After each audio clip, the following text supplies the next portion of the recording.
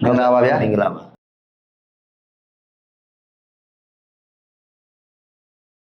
ါဒီနေ့ဟိုဗာပြောမယ် ဟုတ်တနေ့ကကျွန်တော်တွေ့တဲ့ဘူကျုပ်စုံမေလုံးပြောလိုက်တဲ့အခမ်းကဏ္ဍတွေပေါ့လူငယ်တွေကိုပါဝင်မှုပေါ့အဲ့ဒီဟာလေးကိ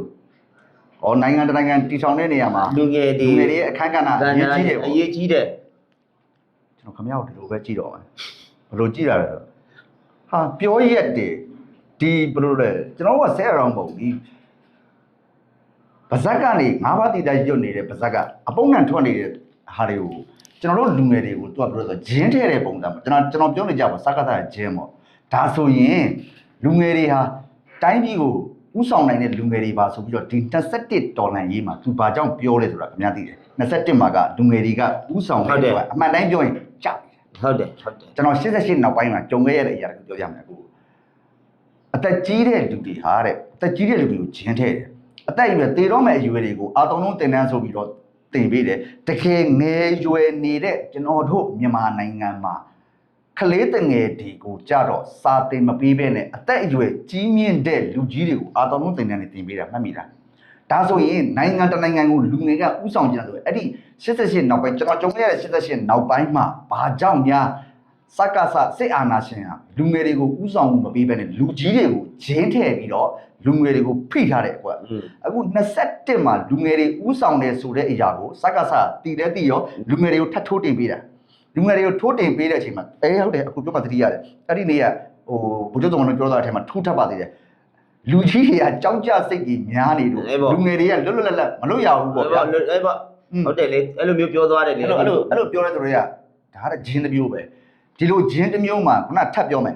လူငယ်တွေရဲ့ဥဆောင်မှုအခမ်းကဏ္ဍရှေ့ရောက်နေတဲ့အတွက်သူတို့ကစနစ်တကျနဲ့လိုက်ပြီးတော့လူငယ်တွေကိုဆွဲဆောင်နေတဲ့သဘောပဲဒီအရာမျိုးတွေအားလုံးကိုကျွန်တော်တို့မြန်မာနိုင်ငံသားတွေအားလုံးကြည့်ဖို့လိုတယ်အခုအသက်အရွယ်ရောက်လာတဲ့လူငယ်လူရွယ်တွေစစ်မှုထမ်းရမယ်ဆိုတဲ့ဥပဒေကိုထုတ်လိုက်တဲ့အချိန်မှာမဲတွေဖောက်တယ်မဲတွေဖောက်တဲ့အချိန်မှာကျွန်တော်တို့တနိုင်ငံလုံးမှာရှိတဲ့တိုင်းနယ်ပြည်နယ်ပြည်မှာရှိတဲ့ချို့လူငယ်တွေအစိတ်တောက်ပြီးတော့တေးတာတွေရှိတယ်မဲမဖောက်တော့ဘူးလေကိုတခါတည်းဆွဲတယ်တခါတည်းအစိတ်တောက်ပြီးတေးတဲ့လူတွေရှိတယ်ဇွဲကြိုးချပြီးတေးတဲ့ကလေးတွေရှိတယ်အဲ့ဒီမဲပေါက်လို့စစ်မှုထမ်းရမှာဆိုလို့တေမဲ့ကလေးတွေကမိဘတွေကပြောရမှာကြောက်တဲ့အခါကျတော့ဘယ်လိုပြောရလဲဆိုတော့ဖုံးအသေးဝယ်မပြေးလို့သူ့ကိုယ်သူတက်သေးတာပါလို့နော်မိဘကိုပြောစကားနားမလည်ဘူးကိုအဲ့လိုမျိုးနဲ့တည်လွတ်လိုက်ရင်စစ်မှုထမ်းမဲပေါက်လို့မသွားရင်သူ့ကိုယ်သူတက်သေးပါစမဒီပြဿနာတွေအဲ့သူစီကိုပြန်ရောက်မှလေမိဘစီကိုပြန်ရောက်မယ်မိဘကထပ်ပြီးတော့ဒုက္ခရောက်အောင်မယ်အဲ့တော့ဒုက္ခရောက်အောင်မယ်ဒီလိုနဆထိသွားမှာပေါ့ဒီလိုမျိုးစကားဇုံမဲလုံးရဲ့ဂျင်းထဲတဲ့အရာပေါ်မှာလူငယ်တွေရဲ့အခုဖြစ်နေတဲ့ခံယူခြင်းစိတ်ကစက်တက်ထဲမှာအမှုမထမ်းခြင်းတဲ့အတွက်ဘလို့ပုံစံမျိုးနဲ့ကိုယ့်ကိုအဆုံးစီရင်သွားလဲဆိုရင်ကျွန်တော်တို့မြန်မာနိုင်ငံအတွင်းမှာရှိတဲ့လူငယ်တွေရဲ့စိတ်ဓာတ်ဟာဘလောက်ထိပြင်းထန်ပြင်းပြနေလဲဆိုတော့သိလိမ့်မယ်ဒါကိုစကားအမိလိုက်အုပ်တာဘလို့ပုံစံနဲ့အုပ်တယ်ဆိုတော့အပြည့်ရှင်းရှင်းလေးပဲလူငယ်တွေရဲ့အခန်းကဏ္ဍအရေးကြီးပါတယ်လူငယ်တွေဥဆောင်နေတဲ့အရာကိုလူကြီးတွေကနေကြောင်းကြမှုတွေမများဘဲနဲ့လှုပ်ပေးပါပေါ့ဖွင့်ပေးပါပေါ့လူငယ်ဆိုတာကျွန်တော်တို့ဆရာကြီးစာရေးဆရာကြီးဥအောင်သိရဲ့အုပ်ကူမှာရှိတော့လူငယ်ကိုရွှေချိုင်တိုင်းပြည်ကိုဥဆောင်နိုင်တဲ့လူတွေအများကြီးပါတယ်ဆိုတော့ကျွန်တော်တို့သိထားပြီးသားဖြစ်တယ်အဲ့ဒီအရာတွေအပေါ်မှာစကားရဲ့ဂျင်းထဲခြင်းအမှုပညာတစ်ခုကထပ်ပြီးပေါ်လာတာပေါ့အဲ့တော့ပေါ်လာတဲ့အနေအထားမျိုးမှာဒီလူငယ်တွေနဲ့ပတ်သက်ပြီးအခုဘလို့ပုံစံမျိုးနဲ့အာဏာရှင်စနစ်ကိုတွန်းလှန်ကောင်းတယ်ဆိုအခုပတ်တာတွေးထားတယ်ချက်ပြောဘယ်လိုတွန်းလှန်ရင်ကောင်းမလဲပွင့်လင်းပြောရမယ်ဆိုရင်တော့မလူလားချင်တော့ဘူးခံရတာလဲနှစ်ပေါင်းများစွာနဲ့လေကိုဘာလဲဒီအချိန်မှာပြတ်တာလုံးမှပြီးအောင်လုံးမှပဲရမယ်မပြီးဘူးဆိုဒီတန်တရားကြီးနောက်ထပ်လာမဲ့ကျွန်တော်တို့သားသမီးတွေဆိုရင်ပို့ပြီးတော့ဒီထက်မကပို့ဆိုးမှာဒီထက်မကဖိနှိပ်မှာနောက်တော့လဲတခြားနိုင်ငံမှာမိခိုဖို့အားကိုဖို့လည်းအဆင်မပြေတော့အခုကဘာရဲ့အနေအထားကလည်းအပြောင်းလဲဖြစ်တယ်လေကိုရဲ့အခုတော့မှဒီကျွန်တော်တို့ခေတ်တော်မှာကိုလိုစစ်ရဲ့ခေတ်တော်မှာတော်တဲ့ဟိုနိုင်ငံကိုမိခိုတင်နိုင်ငံကိုမိခိုအခုလည်းအခုမြင်တဲ့အတိုင်းပဲလေဒီမှာဒီကျွန်တော်တို့ဒီမြန်မာနိုင်ငံသားတွေဒုက္ခရောက်နေတာမြန်မာအခုဒုက္ခတဲ့စခန်းမှာဆိုရင်လည်းဥမာအကုန်လုံးဘတ်ဂျက်တွေဖြတ်တောက်လိုက်ပြီဘတ်ဂျက်တွေဖြတ်ဟုတ်တယ်အမေရိကန်ဘတ်ဂျက်ဖြတ်တောက်လိုက်ပြီဖြတ်တော့တော့ဒီပညာရေးကိစ္စတွေရောအကုန်လုံးဖြတ်တောက်ထားတယ်ကျွန်တော်တို့ဘယ်သူသမီးရဘူးလေနောက်ထပ်ဒီလိုမျိုးကြုံလာမယ်ဆိုရင်ဘာပဲဖြစ်တော့ဒီ2021မှာတော့အပီးအောင်ဖြုတ်မရမဖြုတ်ဘူးစေကျွန်တော်တို့လည်းတခြားနေရာမိဖို့ကလည်း ဟိုပေးစရာလည်းနေရာမရှိတော့ဘူးအခု နောက်ဆုံးစစ်တေးစရာနေရာဟာငါဘယ်မှာတေးရမှာလဲဆိုတဲ့ပုံစံမျိုးတော့တွေးနေရပြီဘာကြောင့်လဲဆိုရင်လူငယ်လူရွယ်မှမဟုတ်မြန်မာနိုင်ငံသားအများစုရဲ့စစ်အာဏာရှင်စနစ်အောက်ကလွတ်မြောက်ခြင်းစိတ်ရုံထွက်ခြင်းစိတ်ကဒါ27မှာလူငယ်တွေဥဆောင်နေဆိုတော့ကျွန်တော်တို့ခင်ဗျားတို့ကိုရှင်းပြလိုက်တာပဲအဲ့ဒါကိုတီးတဲ့စကပုံစံတစ်မျိုးနဲ့စစ်မတိုက်ဖဲနဲ့စိုက်ကိုထဲတဲ့နီးပြူပါ သူတို့လည်းပြောရတယ် ခုချီယုံနေ အဲ့ဒီပြောရတယ် ကျွန်တော်ပြောတာဗျာဒီအာနာရှင်စနစ်ဆိုတာကသူတို့က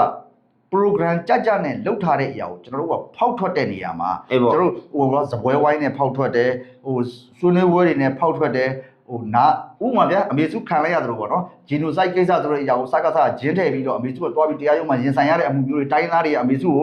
အမြင်မကြည့်တဲ့ကိစ္စမျိုးတွေဖြစ်လာအောင်လုပ်တာကဘယ်သူလဲဆိုတာကိုကျွန်တော်တို့မြန်မာနိုင်ငံသားတိုင်းရင်းသားတွေအနေနဲ့လဲသိဖို့လိုတယ်အဲ့ဒီသိဖို့လိုတာဘယ်သူလဲဆိုတော့အဖြစ်ကရှင်းရှင်းလေးပဲစကစနစ်တကျကိုအာဏာရှင်စနစ်တည်မြဲအောင်လုပ်ထားတာဒီလုပ်ထားတဲ့အပေါ်မှာအခုလူငယ်တွေရဲ့အခန်းကဏ္ဍကိုဥဆောင်မယ်ဆိုတဲ့အရာကကျွန်တော်ပြောရမယ်ဆိုတော့ခုပြစ်ကနဇာကထွက်တယ်ဆိုတဲ့စကားပဲနော် ဘာဖြစ်လဲသူတို့ရဲ့ view ပါကအခုဒီလိုမျိုးတွေးခွဲမှရမယ်တွေးမခွဲဘူးဆိုရင်ဟိုဆက်ပပုံတော့ရှိတဲ့အုတ်ကွဲရင်ကြားဆွဲမယ်လေအဲ့ဒါပေါ့အုတ်ကွဲမှသူတို့ကအဆင်ပြေမှာသူတို့ဒီ view ဟာကိုခင်းလာတာအခုမှမဟုတ်အရင်ပြီးသွားတဲ့ဒီ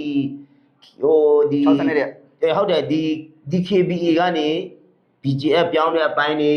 အကုန်လုံးသူကစနစ်တကျနဲ့ခွဲထားတာဒါ KNU တို့အဖွဲ့အစည်းမှာတော့စနစ်တကျခွဲရဲဆိုတော့ကျန်တဲ့လူတွေအားလုံးကမှဘာမှမတင်ဘူးအဲ့တော့ဘယ်လိုလဲဆိုတော့ဒီ၄နှစ်ကျော်ကာလကြာတဲ့အချိန်မှာကျွန်တော်တို့မြန်မာနိုင်ငံသားတွေစိတ်ကြက်တွေလက်နက်ကိုင်တဲ့လူပဲဖြစ်ထောက်ပို့လုပ်တဲ့လူပဲဖြစ်ဘယ်လိုပဲဖြစ်ရင်းရိုင်လာတာရှိတယ်ရင်းရိုင်လာတဲ့အရာတွေပေါ်မှာသူကစနစ်တကျတွေးခွဲတဲ့နီးပညာတွေကိုသုံးလာပြီအဲ့ဒီအရာကကျွန်တော်တို့ဟိုဖြူဖြူလေးကိစ္စမှာနေကြည့်လိုက်ပြည်သူချစ်တဲ့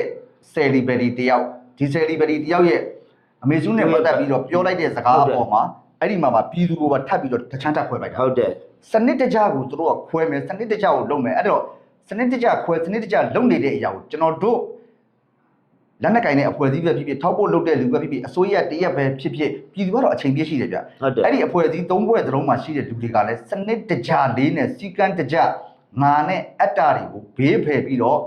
ချိုးသားစိတ်နဲ့တော်လန်ရေးကိုပြီးဆုံးအောင်လုပ်မှာပဲရမယ်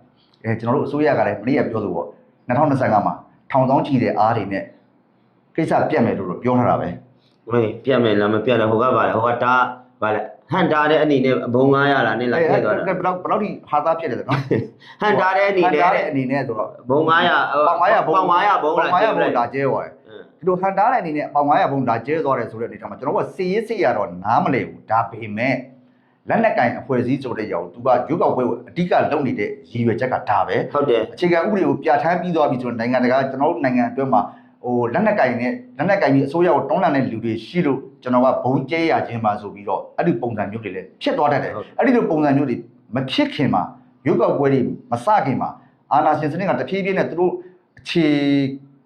တည်ထားတဲ့အရာမအောင်မြင်ခင်မှာကျွန်တော်တို့ဘက်ကထိတိရောက်လုပ်ဖို့လိုတယ်ဟုတ်တယ်ကျွန်တော်တို့ကအရင်ဥမှဖြစ်မယ်အရင်ဦးမှရမယ်မဦးဘူးဆိုရင်တော့သွားပြီနောက်တော့အခုကြားတယ်ဟိုတမဟာခွန်မှာလဲ drone နဲ့လာချသွားတာပဲ drone လာချတာဘုံသုံးလုံးလာချသွားတယ်တဲ့အဲ့တော့ဒီຢာတွေကိုကြည်ချင်းအပြင်အာနာရှင်ကသူတို့လုံနိုင်တဲ့အတိုင်းတာသူတို့လုံနိုင်တဲ့အတိုင်းတာမို့လုံချင်နေတဲ့အရာတွေကိုတဖြည်းဖြည်းလုံနေတယ်ကိုယ့်ဘက်ကလုံနေတဲ့အရာတွေမှာရော်ရဲမှုတွေရှိလာတဲ့စီလုံးမှုတွေမရှိဘူးဟိုအပြတ်မှုတွေရှိလာပြီဆိုရင်ဒါအခွင့်ကောင်းယူမဲ့အနေအထားမျိုးတွေဒီအနေအထားမျိုးတွေကိုကျွန်တော်တို့တက်ဦးအစိုးရအနေနဲ့လဲထပ်နိုင်တဲ့ဘက်ကနေမြန်ဆန်ထိတိရောက်တွေလုပ်ပေးကြပါလို့အခုလူငယ်တွေဥဆောင်တဲ့21မှာလူငယ်တွေဥဆောင်နေဆိုတော့တည်တဲ့အတွက်လူငယ်တွေကိုစိုက်ဝါလိုက်ထည့်ပြီးဂျင်းတွေထည့်နေဒါဆိုရင်ခုနကလိုမျိုးဗျာကျွန်တော်ပြောတဲ့တနိုင်ငံလုံးမှာရှိတဲ့စစ်မှုထမ်းပါရမယ့်ဥပဒေထုတ်ထားတဲ့လူငယ်တွေကဘာကြောင့်ကိုယ့်ကိုတတ်ပြည်လဲဘာကြောင့်ကိုယ့်ကိုကျိုးဆွဲချပြီးတည်လဲဆိုသူတို့မကြိုက်နှစ်တတ်တဲ့အာနာရှင်စနစ်ကိုအဲ့ဒီအာနာရှင်ရဲ့စစ်တပ်ထဲကိုဝင်ရမှာဆိုလို့ကိုယ့်ကိုတတ်တည်တဲ့အဖြစ်မျိုးတွေတောင်ရောက်နေပြီဆိုရင်ကြံတဲ့တက်ကြီးရွယ်အိုကလေးတငယ်တွေရဲ့ဘဝဟာဘလို့ပုံစံမျိုးဖြစ်ပြီးလဲဆိုတော့ကျွန်တော်တို့နေရာဒေသအခန်းကဏ္ဍတည်တည်ရနေနိုင်ငံအတွက်အာနာရှင်စနစ်အောက်ကလွတ်မြောက်အောင်ထမ်းဆောင်နေတဲ့လူတွေလည်းတိကျဖို့လိုပါပြီဒီအချိန်မှာမြန်ဆန်စီတီလုံးတက်ကြကြလောက်ကြဖို့လိုပြီလို့ကျွန်တော်ကဒီနေ့ကနေဟုတ်ကဲ့ပါဒီလောက်လေးပဲပြောချင်ပါတယ်အခုပဲပြောချင်တယ်ရဒီလောက်လို့ပဲဟုတ်ကဲ့အဲ့ဒါဆိုရင်အားလုံးကောင်းကောင်းနေပါဗျာနော်